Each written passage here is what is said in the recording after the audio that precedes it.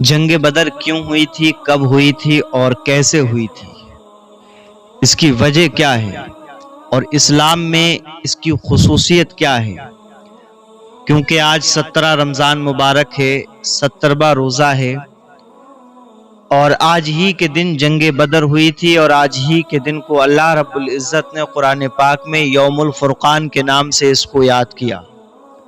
یعنی حق اور باطل کے درمیان فرق کر دینے والی جنگ، جس کو جنگ بدر کہتے ہیں۔ یہ جنگ 2 ہجری میں ہوئی۔ اصل معاملہ اس کا یہ تھا، جنگ ہونے کی وجہ یہ تھی۔ پہلی چیز آپ یہ بھی سمجھتے چلیے کہ اس جنگ کے اندر اللہ کے حبیب کے لشکر میں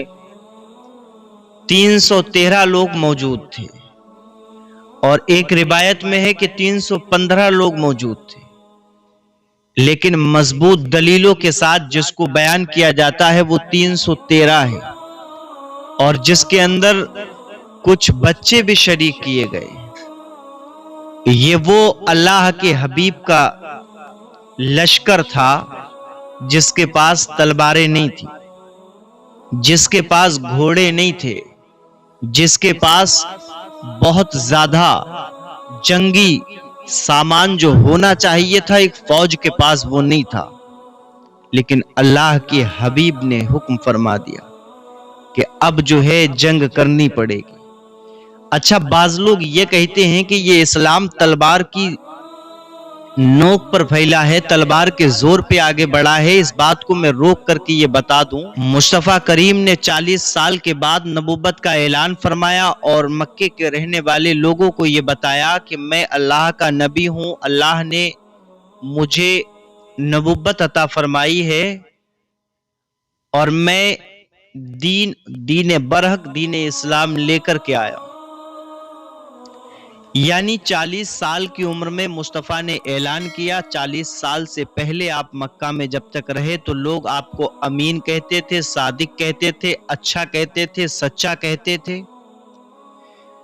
گویا کہ آپ کے نام کے لوگ قسمیں کھاتے تھے اور کہتے تھے کہ محمد ابن عبداللہ کے جیسا کوئی امین مکہ کے اندر موجود نہیں ہے، مکہ کے اندر کوئی ایسا جبان نہیں ہے جو اتنا زیادہ امین اور صادق و سچا ہو۔ مصطفیٰ کریم صلی اللہ تعالی علیہ وآلہ وسلم کی تعریف کرتے جو زبانیں تھکتی نہیں تھیں، جو مکہ کے بڑے بڑے سردار ہمارے اور آپ کے پیارے آقا علیہ السلام کی مثالیں دیا کرتے تھے، جب نبوت کا اعلان کیا مصطفیٰ نے تو وہی مکہ شریف کے رہنے والوں نے، وہ لوگ جو مصطفیٰ کی تعریف کرتے ہیں، وہ کہنے لگے کہ تم جھوٹے ہو، تم جادوگر ہو، اور تو اور ظلم اس قدر بڑھتا چلا گیا کہ مصطفیٰ کریم کا نکلنا اٹھنا بیٹھنا دشوار کر دیا گیا۔ مصطفیٰ اگر مسجد کی طرف جا رہے ہیں، مصطفیٰ اگر کسی کام کے لیے گھر سے نکل رہے ہیں، تب راستے میں آپ پر کوڑا کرکٹ ڈالا جا رہا ہے۔ مکے کے بڑے بڑے طاقتور سرداروں نے طرح طرح کے منصوبے بنائے، طرح طرح کی تکلیفیں پہنچائی، اور تو اور جو مصطفیٰ کا دیوانہ ہو جاتا تھا نا، جو مصطفیٰ کو دیکھتا تھا، باتوں کو سن لیتا تھا، وہ جو مصطفیٰ کا دیوانہ بن جاتا تھا نا، تو اس کو بھی یہ لوگ مارتے تھے۔ عمار بن یاسر، کیسی کیسی تکلیفیں دی گئیں صحابہ اکرام کی، اگر میں تاریخ بتانے بیٹھ جاؤں تو بات بڑی لمبی چلی جائے گی، لیکن اتنا سمجھ لیجئے کہ مکہ شریف کے اندر اعلان نبوت کے بعد میں مصطفیٰ کریم اور آپ کے دیوانوں پر ظلم اور تشدد کیے گئے۔ 1 دن 2 دن نہیں، 1 مہینہ 2 مہینہ نہیں، 1 سال یا 2 سال نہیں، بلکہ اعلان کے بعد 53 سال تک، یعنی 13 سال تک مکہ میں آپ رہے۔ 40 سال کی عمر میں اعلان کیا، 13 سال اور رہے، یعنی 53 سال کی عمر تک مکے میں آپ جب رہے تو ان 13 سال کے اندر مصطفیٰ کے غلاموں پر اور مصطفیٰ پر کوئی ایسی کسر نہ چھوڑی تھی جو ظلم اور ستم نہ کیا ہو کفار نے۔ مصطفیٰ کریم نے کوئی جنگ نہیں کی۔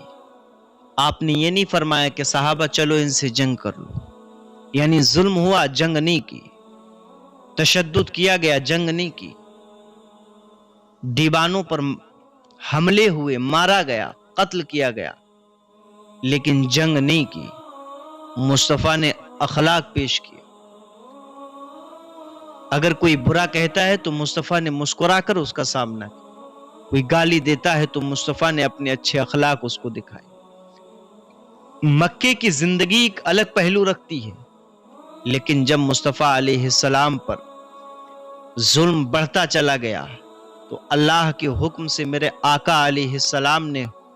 مکہ شریف سے ہجرت کی۔ اب جب مصطفیٰ مکہ شریف سے مدینہ شریف ہجرت کر کے جاتے ہیں، کیونکہ مدینہ شریف کے رہنے والوں کا مزاج اور ان کے دل اور ان کا محبت کرنے کا جو انداز تھا وہ الگ تھا، نرم مزاج رکھتے تھے، نرم دل رکھتے تھے۔ مصطفیٰ کریم کے کچھ ایسے دیوانے تھے جو مصطفیٰ سے پہلے ہی وہاں پر کلمہ پڑھ کر کے مسلمان ہو چکے تھے، یعنی مکہ سے آپ نے ہجرت کی، مدینہ پہنچے اور وہاں آپ کے کچھ ایسے دیوانے تھے جو پہلے ہی مسلمان ہو چکے تھے، کلمہ پڑھ چکے تھے۔ اور مدینہ پہنچنے کے بعد میں پھر مصطفیٰ کریم صلی اللہ تعالی علیہ وسلم نے وہاں مسجد بھی بنوائی اور علی اعلان دعوت اسلام بھی دی۔ گویا کہ مدینہ شریف میں جو ہے باضابطہ طور پہ یہ قائم کر لیا گیا کہ اب کوئی روک ٹوک نہیں ہے، علی اعلان دعوت دی جائے گی دین کی۔ لیکن مکہ کے وہ جو مشرک تھے، مکہ کے کفار جو تھے، ان کے دل میں یہ کھٹک پیدا تھی کہ یہاں سے بچ کے یہ مدینہ پہنچ گئے۔ وہ کوئی نہ کوئی منصوبہ بناتے ہی رہتے تھے کہ کسی طریقے سے مصطفیٰ یا ان کے دیوانوں کو کوئی نہ کوئی تکلیف پہنچائی جائے۔ انہوں نے ایسے ایسے گنڈوں کو فٹ کر رکھا تھا، کبھی کبھی مدینہ آ کر کے ان کے گنڈے آتنک پھیلا جاتے تھے، مصطفیٰ کریم کے دیوانوں کے باغات کو اجاڑ کر جلا کر چلے جاتے تھے۔ کوئی مصطفیٰ کا غلام، کوئی صحابی اگر کہیں مل جاتا تھا نا تو اس کو گھیر کر وہیں مارتے تھے۔ یہ تمام واقعات ہوتے رہے، اور جب ان کی انتہا ہو گئی تو مصطفیٰ کریم صلی اللہ تعالی علیہ وسلم نے پھر جو ہے اپنے صحابہ سے فرمایا، غلاموں سے فرمایا کہ اب جو ہے دیکھے رہنا، نظر رکھنا، اگر اب کوئی ظلم کرنے والا، اب کوئی باغ کو نقصان پہنچانے والا، اب کوئی آگ لگانے والا، اب کوئی بیجا ستانے والا اگر دکھائی دے تو اس کو پکڑ کے لانا، اس کو گرفتار کرنا، اب اس کا جواب دیا جائے گا۔